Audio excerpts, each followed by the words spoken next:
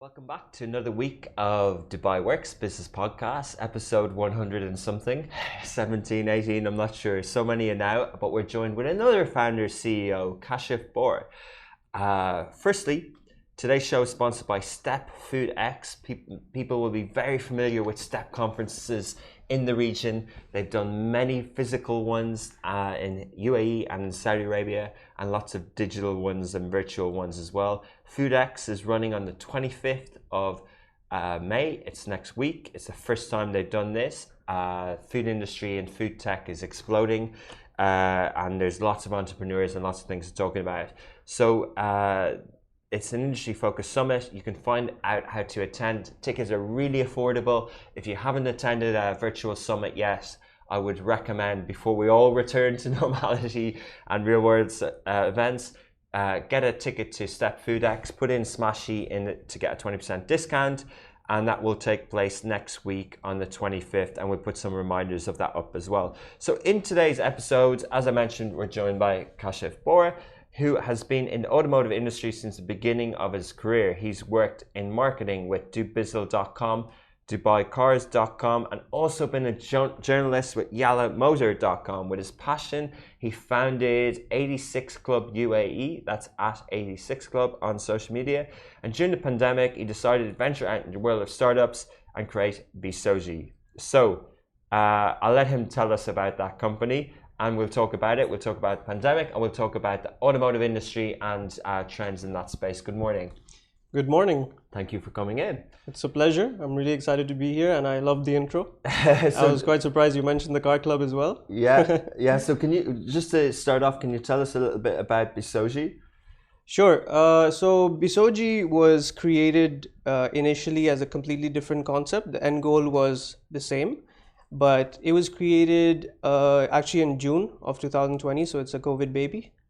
And BeSoji is initially we were supposed to be an online bargaining platform, but we needed to ask people for a down payment or a deposit, security deposit, especially because the cars we were selling was export cars.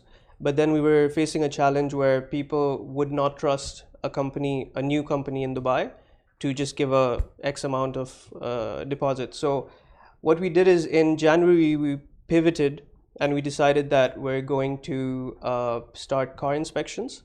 So the plan for that was that that people don't have a proper way to inspect a car in Dubai when they want to buy a used car. So what we do is we implement tech in our business, and we provide them with a comprehensive car report, including photos and checkpoints, as well as a diagnostic test. So the good thing is that you don't have to leave your house. You just have to book online, tell us where the car is, we coordinate with the seller, and after like maybe 2 hours of booking, you're going to get your inspection. Okay. 2.5 hours. Okay, yeah. Cool. So I'm getting the picture. So you thought maybe there's an opportunity to resell cars. You had a lot of experience in the automotive industry and online, and then you realize that actually there's another part of this ecosystem that isn't being catered for properly. It's making sure that people don't buy cars that break down the next week, and how you can help with that. Precisely. So that was the plan actually. Initially we wanted to target international buyers, but then since we didn't have a brand that people would trust, because we were new, what we did is we said, okay, let's start with car inspections.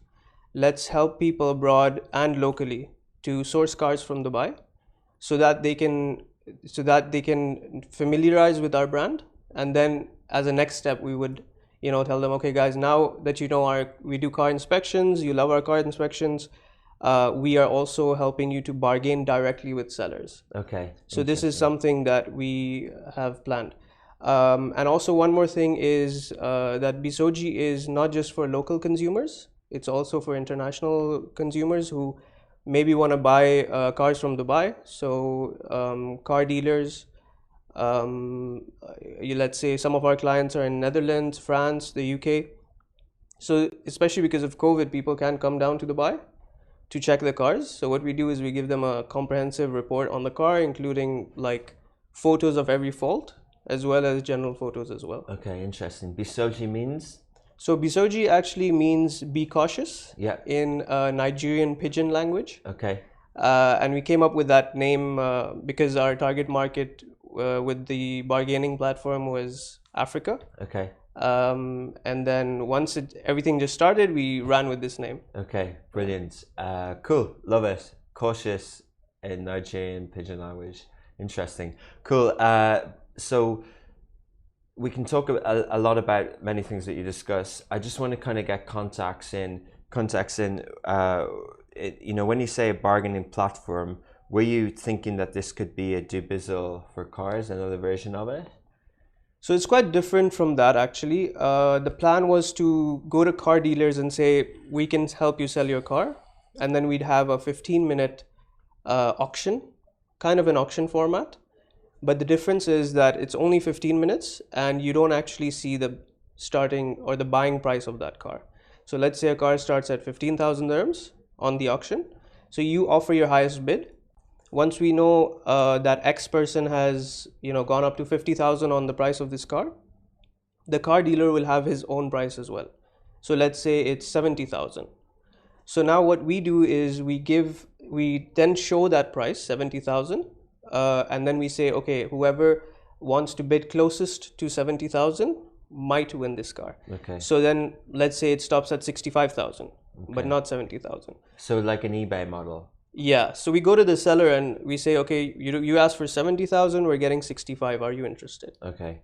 Yeah. Okay. So that was the model initially. Okay, and what do you think of did you have to build a tech website? You mentioned tech. Did you have to build it from scratch? Is there something proprietary there? Or how do you build an auction-based platform? So it's funny because we actually built the bargaining, I'd like to call it bargaining platform. We built that bargaining platform, but we never actually ran it. We built it from scratch, so it had all the all the features, everything's working, customer side, dealer side, everything is done. It's not really proprietary, but it took I think it took like 6 months to build. Yeah. And a lot of back and forth as usual. And I mean, at the end of it, we didn't use it, so. Yeah, but it's still there. So now you're really focused on this inspection piece. So I've come across, I can't remember the name, I came across a company who did this inspection. I think they were with one of the startup groups, and I don't think they exist anymore, but they had this idea, and it felt like there was a gap in the market because there's a lot of different peer-to-peer selling of cars. There's a lot of people, there's a transient city, a lot of people looking for bargaining, a lot of cash buyers, and websites and dealers give you some information, and there's a really good RTA system around car servicing, and there's documentation for anyone who's selling by cars. But there's a lot of fraud, and there's a lot of things out there where people are trying to rip you off, are trying to kind of sell you something that they know isn't as good as they're saying it should be. Not accusing anyone directly, although I have had a personal experience, so I know it goes on, right? However, in theory, what you're offering makes sense. I can see the value in it, but why do you think there aren't more of these companies, and why do you think the one that I'm thinking of didn't succeed? So I'm not sure. So the thing is, in Dubai, generally people, not just Dubai, but all over the world, the amount of time they have or they want to dedicate towards thinking about a service is very small, very slim. So on our website, the way we've modeled it is that we have a very precise, straightforward video which explains what we do, what are the benefits, and we have basically a payment page which guides you to the payment process. As soon as you pay, you get someone contact you within like 5 minutes. How much do you pay? So we have two packages. We have 495 and 295. These prices keep changing. Actually, we updated it recently. Experimenting, I like that. Yeah. Yeah. So we updated these prices recently, and I think that so we've reduced the number of steps that a customer has to take before he books a car. So unfortunately, the automotive industry in Dubai has kind of had a bad name in the market.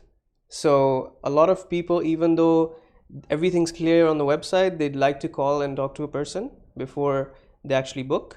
So one of BeSoji's aims is to win back the trust of customers in the automotive market in Dubai and abroad as well.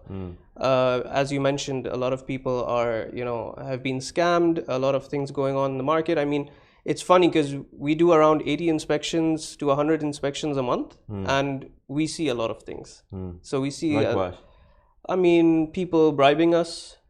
We see mileages have been changed. That's like one of the most common things. Yeah. Because like if a car isn't registered before, you're not gonna know if the mileage has been changed or not. Yeah. Even with us, Even though there's very strict processes in place to stop that out, like the RTA do a pretty good job on this. Yet They people try. still try it. Yeah. yeah, they see the thing is, if a car is being imported from abroad, RT will not know what the mileage of that car in, let's say, the US is at. So what they do is they reduce the mileage and then they register the car. So sometimes that shows up in our diagnostic tool. Sometimes we find stickers.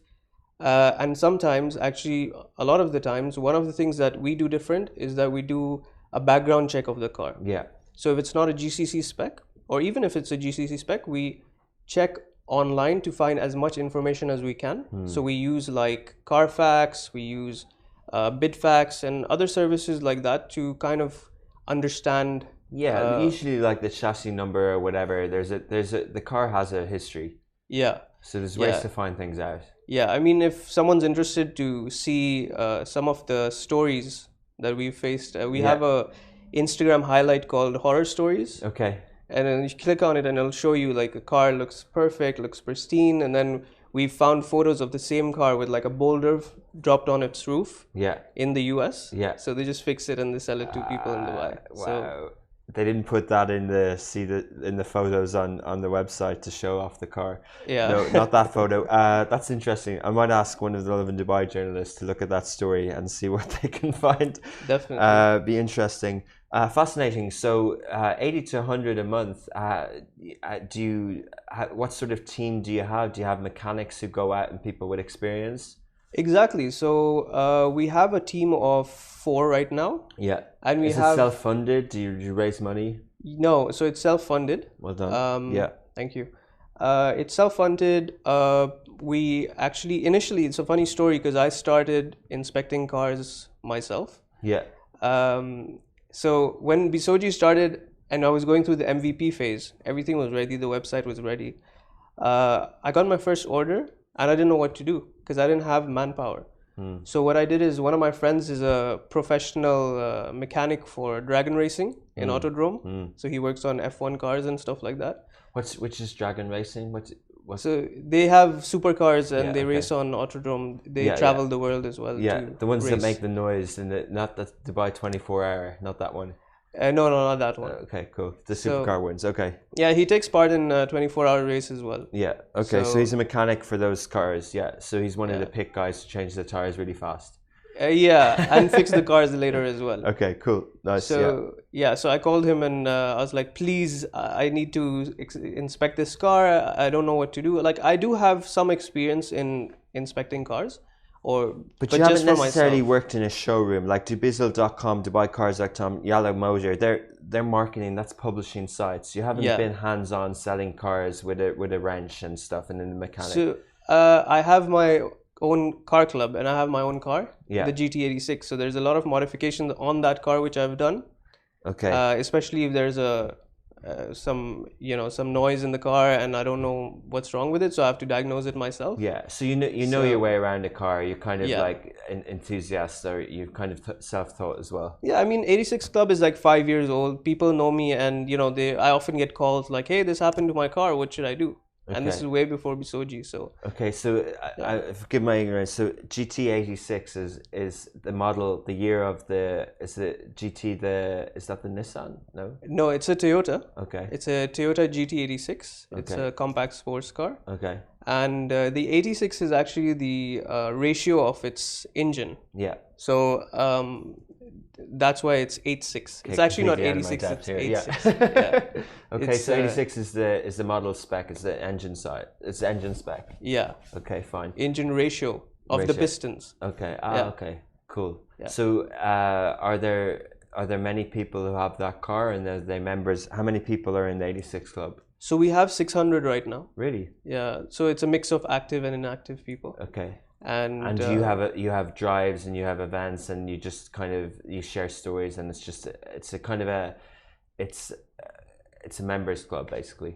yeah, we try to make it for everyone. So it has a social aspect. It has a drive aspect. It has a professional racing aspect as well. Yeah.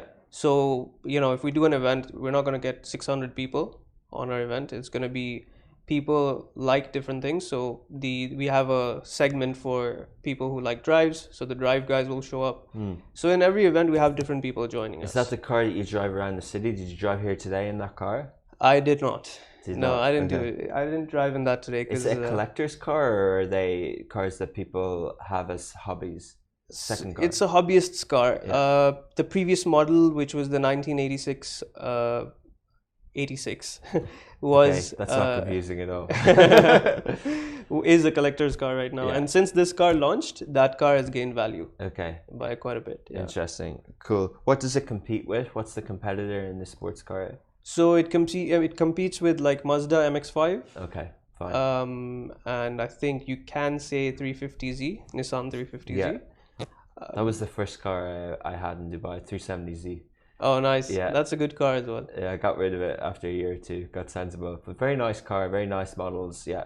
Yeah. I remember. And now I know the Toyota one. It's similar. Yeah. Yeah. Yeah, you should look it up actually. Yeah, cool, good, interesting. I'm always fascinated about these member clubs in Dubai because it's not just the one that you have, but there's other ones, there's other community-based, there might be a Porsche community club and things like that. And it's very interesting for car buyers to be part of that community because the ones that want to be more involved and have more of a passion for it.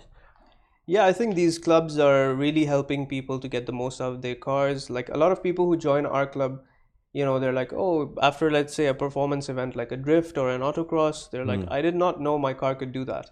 Yeah, interesting. And So a lot you of see people are more. scared as well, like, oh, I'm going to break my car if it's like, no, nothing's going to happen. Okay. Yeah. So you know a bit about that. The mechanic helped you. You somehow got through that first inspection, and then you took it from there and you started growing the team. Exactly. Yeah. Yeah. So he helped me with the first one. Helped me with the first three actually, and then I started doing it myself. So I started learning, researching. One of my friends has a garage. I used to spend some time there learning as well, and then I'd start doing the inspections myself. Yeah. So I've probably done like around 30 inspections myself, and then I was able to hire some people. So I moved on to that. Yeah. How do you get customers? My background's marketing, so I've been marketing on different platforms. I think the best conversion is social media, Instagram, Google Ads. We're on Google Ads as well. We're on Dubizzle Campaign Manager. We advertise on Dubizzle as well. And then we try to, it's funny because a lot of people are referral customers. Yeah, word of mouth. Yeah. Yeah, so our referral rate is around 3 out of 10, 30%. Or have you built a referral commission model, or is it more word of It's mouth? organic, yeah. Organic, yeah. Yeah, so And what like did you say? Sorry, 30. three out of 10 customers are referral customers. Okay. Yeah. That's really interesting. it's impressive to do something organic like that in the business and not necessary, because a lot of people, might think of Dubizzle or an eBay or a marketplace for cars, and they might try and build. And as you probably have experienced, that it's very hard to get product market fit with a tech product. Yeah, that's true. A lot of people have tried to start competing with these guys. Yeah. But first of all, the market is reached maturity stage. So there isn't much you're going to do. And if you notice, these companies are also expanding into new avenues for income as well. So like Dubizzle has started Dubizzle Pro, Dubi Cars has started Export Safe. So everyone's trying to move away or not really focus on the trying to add a layer of service for diversified revenue and build more products, try and kind of upsell their current customers. Yeah, and try to be innovative as well. Yeah. Because classifieds, the stereotype about classifieds are they're boring. Yeah. So they're trying to change that. Yeah. And what do you think? Do you have car dealerships? And there's a lot of very established and very well-run automotive companies in the UAE. How do they? Can they refer you, or how do they work with companies who want to validate their cars? Obviously, they've already done the check if they're selling it. So we have two sides. We have B2B and B2C, right? The thing is, if a car dealer or a car OEM has inspected a car and he tells the customer that the car is OEM in a good condition. Sorry? OEM stands for? It basically means the dealership. Yeah. So the agency, the official agency. Yeah. I know it from the marketing. All the group automotive companies call them OEMs, but I never know what to stand for. But okay. Yeah, the agencies. Yeah. So these guys, dealership, the thing is that these guys might want to resell a car because a lot of them are in used cars as well. But the point is that if they tell the customer that this car is clean, verification. they're not going to believe them. Yeah. So you need third-party verification. Yeah. So in our business, we have two aspects. We have B2B and B2C. So, for example, soon we're going to officially work with Copart. Copart is the second biggest auction in the world. So you can actually book an inspection at their website. Yeah. So that way we can send our team, we can inspect the car, give you the report, and then you can decide if you want to bid on that car or not. Okay. So you are moving it back into that bidding space, that kind of bargaining space. You're just trying to offer the sell as well. But what you're not doing is potentially turning your inspection into a digital inspection. You're not building an app that's got augmented reality, scanning a car, producing a report in real time, and turning your staff into robots. You're not doing that. No, not at all. Not at all. You're more why the enthusiasm for, or why the product strategy to go back into the bargaining auction base? So I think again, the issue is that people in the market in Dubai and abroad have lost faith in Dubai dealers. Simple as that. And I'd like to win back their trust. So Dubai is one of the largest exporters of cars in the world. And why is that? Why is that historically? Because of the strategic location of Dubai. Yeah. And also because of the laws. So like, let's say if you want to import a car from a Japanese auction, you can't do that because you need to have a company in Japan, a showroom, and then you buy it from the auction. So it's only B2B auctions. So what people in Dubai do is they buy the car. So they have a showroom in Japan. Yeah. They buy the car, bring it to Dubai, and then they ship it abroad as well. Okay. So that's one reason. Second reason is taxes. There are no export taxes. I don't really understand that. You need to have a showroom in Japan, but they do have a showroom and they still bring it here. No, I mean, if, for example, someone in Nigeria wants to buy an auction in Japan, a car from Japan, it has to come through Dubai. Yeah. Why? It doesn't have to come through Dubai, but what happens is they can't buy directly from Japan. Why not? Because that Nigerian client has to have a showroom in Japan.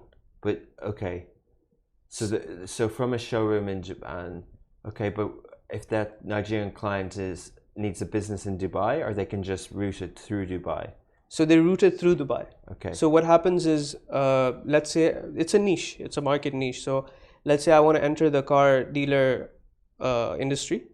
What I do is I focus on Japanese cars. I open a showroom in Japan and I ship the car from the auction to Dubai. Sometimes I can even ship it directly to Nigeria. Okay. But the thing is, if I bring it to Dubai, now I'm central.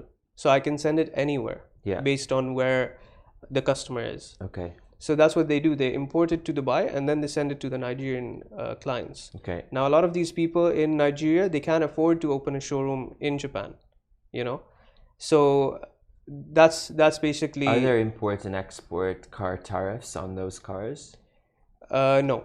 So that's why it's attractive. Yeah. It's actually quite interesting because there's a rule that if you have a showroom in Japan and you export the car out of Japan, you actually get some money back. Okay. You get a rebate. Okay. So you make twice the money. So they incentivize sort of exports in the country, just smart kind of fiscal policy. Yeah. Exactly. Okay. So if I sell it to a client, I'm making a profit from him, as well as I'm getting a rebate from the government as well. Yeah, interesting. Okay, cool. So kind of taking on that, and I don't fully understand this, but I get it in your context.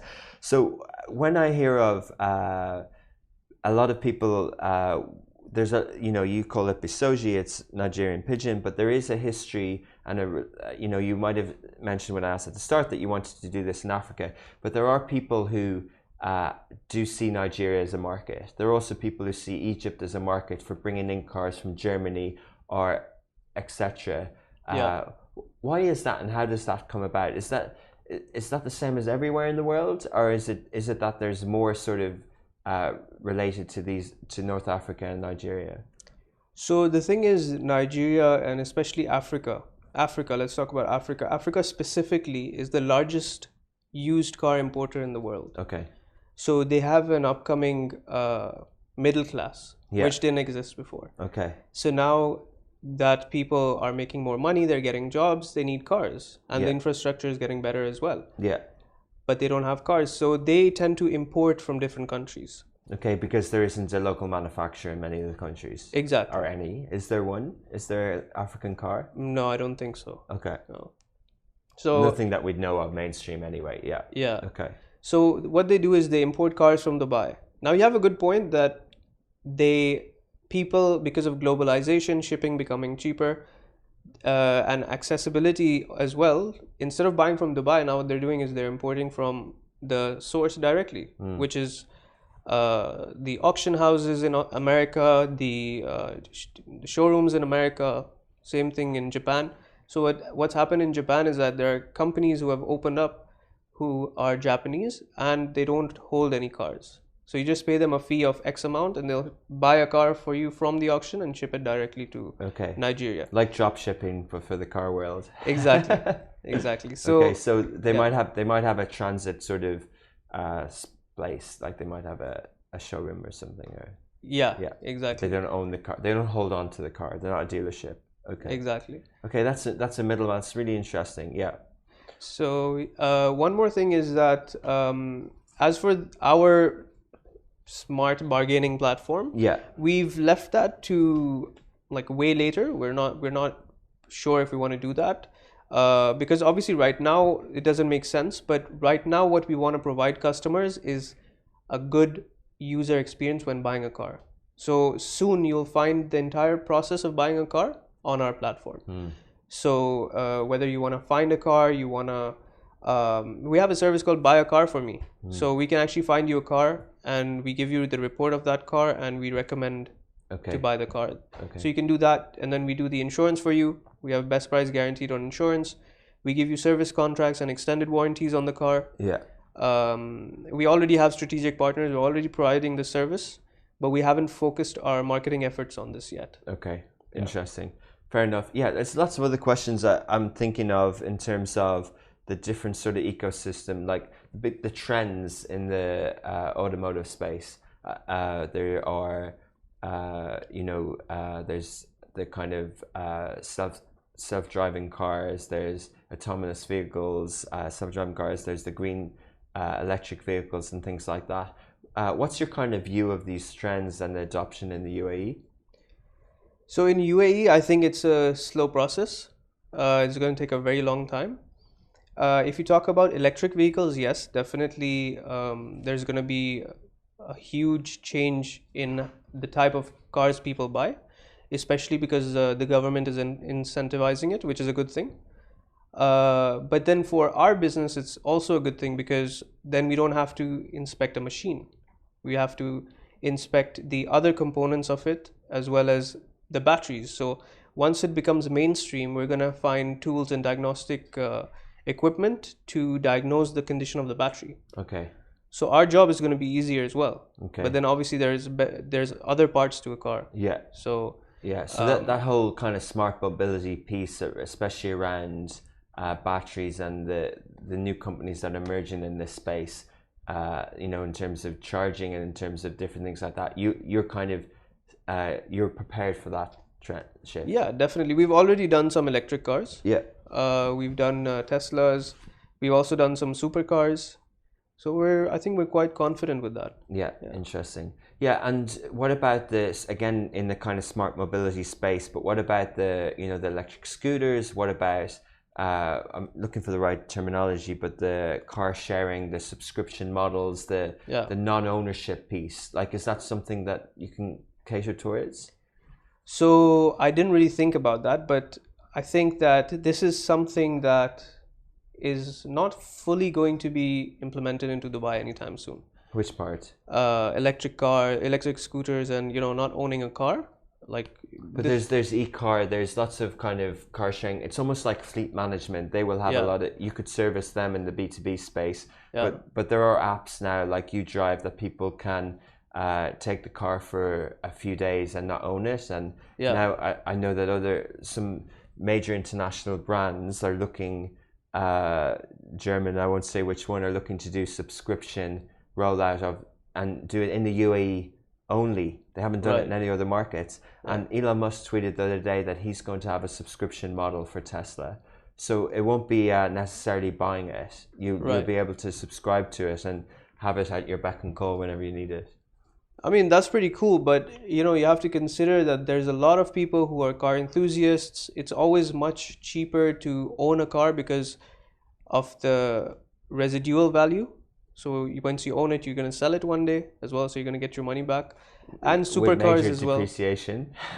Yeah, major depreciation, but I've done the calculation. You can make it profitable. Yeah. Okay. So that, as well as even like enthusiasts, supercar owners. There's a lot of people who are probably like they're interested in owning a car because they're more. They feel like they can keep the car, they can rely on that car, and there's a preference because these subscription models, they have a limited number of cars, and it's a great service for people who don't mind what type of they're not like us, like, oh, we want to drive this specific car, it should have a driver's experience or it should have XYZ. Definitely is the future, but it's not the present. Yeah. And I think by that time there would be other avenues for us as well, and we're already planning on moving to different markets, so we're expanding to Saudi Arabia next. So I think it's just it's a huge market for it's a huge market, especially in the automotive space, and also in the it needs other companies and services to help the sort of dealership experience and that sort of thing. Exactly. And I mean, let's say Dubai tomorrow has 0 people driving self-owned cars. Okay, which it won't. Yeah. You don't think so? I don't think so. Yeah. Yeah, but at the end of the day, there you have the entire world. Yeah. So we're providing the entire world the service of car inspection. With 4 people on the ground in the UAE. Yeah, for now. But you did start during COVID. A lot of this stuff is done digitally. You probably, with the marketing background and working with these platforms, you probably have a good grasp of digital. How much of it is physical? Obviously the inspection, but how much? Where is your company based? What license do you have? Do you guys work remote? Are you on the go? Are you sitting in the office every day? So we are registered with In5 Tech. Yeah, the one in Knowledge Village as part of the TCOM group. Yeah. Exactly, yeah. Okay. And we don't have an inspection center as of now, but soon I'll be discussing with In5 to give us the graduation program. So they have a graduation where we can get our own warehouse and we can have our own offices there as well. So we'd want one car lift because a lot of people are so happy with our service that they're saying that, okay, whatever issues the car has, minor or major, I'll buy it. I want to get it fixed from you guys. So we're not doing that right now, So that's something that we're working on. Maybe your friend who's working as a mechanic for the Dragon cars will have to join you full time. Yeah, that would be great actually. How hard is it to find a good mechanic for cars? The problem is you can find a ton of good mechanics, but they don't stay. Yeah, why not? Because money is not the only motivator. Yeah. So they have certain demands that you will fulfill, and then at some point they'll decide that they found a better opportunity, or the work's not something they want to do. Yeah. Because our business nature is a bit different as well. So you're not working inside a garage or a workshop. the person's traveling everywhere, going to different places in Yeah. UAE. So, so then it depends on how. So, but the good thing is right now all our employees have stayed with us. Yeah. No one has ever left. We're Good. very happy, and Yeah. I'd like to keep it that way. Yeah, and I think again, if you're breaking the mold in terms of getting people to trust the automotive industry more, you can also break the mold in terms of retention and happiness of employees and companies. Like, it's not a rule that they have to leave. Yeah, that's But yeah, true. but I was just thinking while we were talking that we have seen innovations within the mobility space in the UAE. Everyone will have known of Kafu. They've done an incredible job at branding and delivering fuel wherever we go. And they've obviously, that group has moved into another category, another sector as well in real estate. But going back to what they do, if they've got the kind of app downloads and the trust with the customer, then potentially they could offer this service on top of other services. Is that something that you think that they will do, and is that something that you've thought about? So with Kafu, I didn't really consider them because their business nature is more of Someone who's got a car, who's filling someone it who's up, got not a selling car. it, Exactly. and not a buyer. Exactly. Yeah. And they're an app. It's good for publicity, but it's not really with their business model, and I'm sure they would say the same thing. But a lot of people also tell us, oh, you should build an app. I'm like, look, every service doesn't need an app. I think an app should be for something that you use at least weekly, right? So like fueling up makes sense, but for us, apps don't make sense. So why do you think that? Why weekly? Why do you think it's about frequency? Because you come back to it. Yeah, because But I don't use. We don't kind of book flights weekly, or maybe we do. so that makes sense as well. But the thing is that they always have something that there's value in it. So they have that brand, and they say, okay, we're going to provide XYZ, and it's like kind of a B2C product where it's entertainment as well. Yeah. So like if you open their app and they're scrolling, they can see the new locations, they can see the new packages and stuff like that. But with our service, it's one specific service. And I think in the long term, when we expand to having a garage and doing services, extended warranties and stuff like that, definitely we'll have an app. Because what's better than having an app for your car and knowing exactly what's happened to it. Yeah. But right now, as of now, I don't think it makes sense. No. Do you take payments online?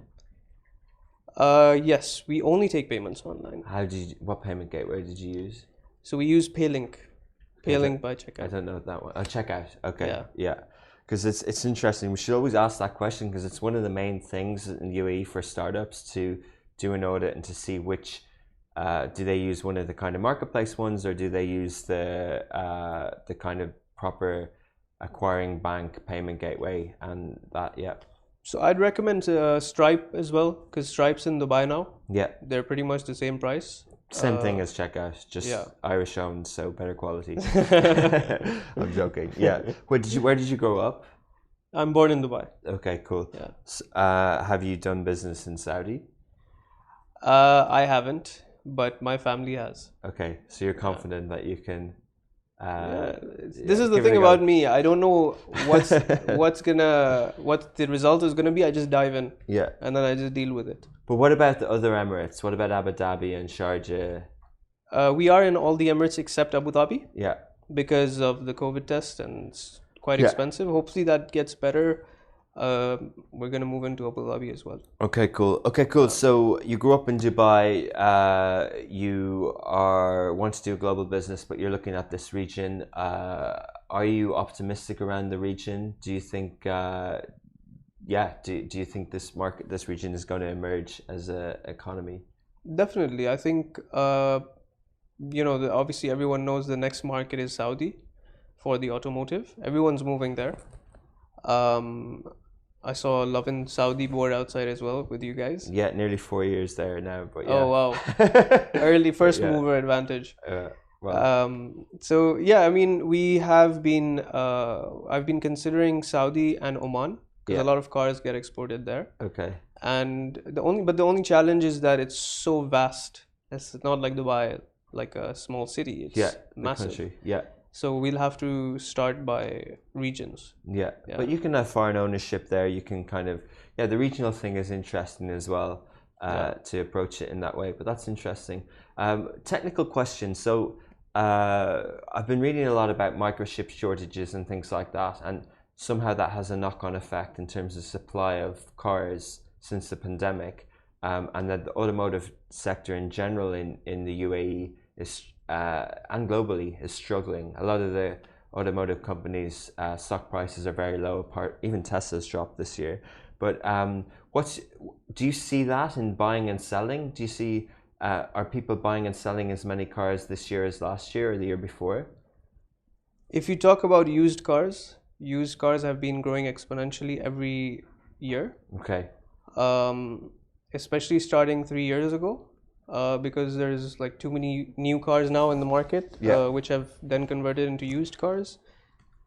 So just a number, for every one brand new car sold, there are 3 used cars sold in Dubai. Okay. So I think that yes, I mean right now all the markets are down.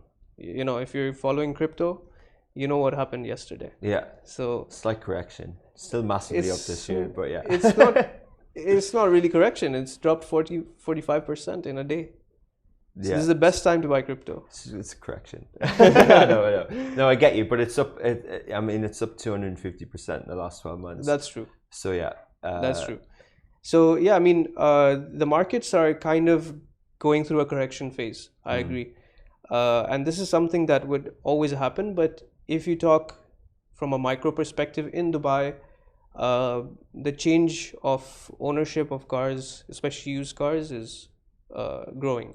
It's not growing as much as, like, let's say last year or the year before, but it's definitely growing steadily. Interesting. Yeah. Are we seeing any other innovative offerings in terms of wholesale car companies, like an auction base? Because that, my friend has dealerships in Ireland, and they're doing auction-based kind of selling in terms of in a showroom space. Are we seeing any of that here, or have I missed it? It's happening, but it's happening behind the scenes. Yeah. It's strictly B2B, so they don't really share it with people who are not their target customer. Yeah. But there are a few companies, but most of them are being exported abroad. Yeah. Not locally. Okay. Yeah, they're not selling it locally. Okay. Interesting. Cool. Well, really good to chat to you. Been a fascinating conversation. Good to talk things, all things automotive. Pleasure's mine. Yeah, lovely to know about BeSoji, and good to hear of a company in this space coming out of In5. Thank you so much. And really appreciate you guys bringing me here, and I love what you guys are doing. Great. Well, thank you for sharing your story. And yeah, best of luck in the future, and hopefully we'll keep in touch. And yeah, so if anyone's thinking of buying a car, they just jump on to besoji.com. Yeah, it's besoji.com, besoji.com. On top, you can see request car inspection. Okay. And that's it. Okay, brilliant. Thanks a lot. Thank you so much for having me. Cool. Take care. Thank you.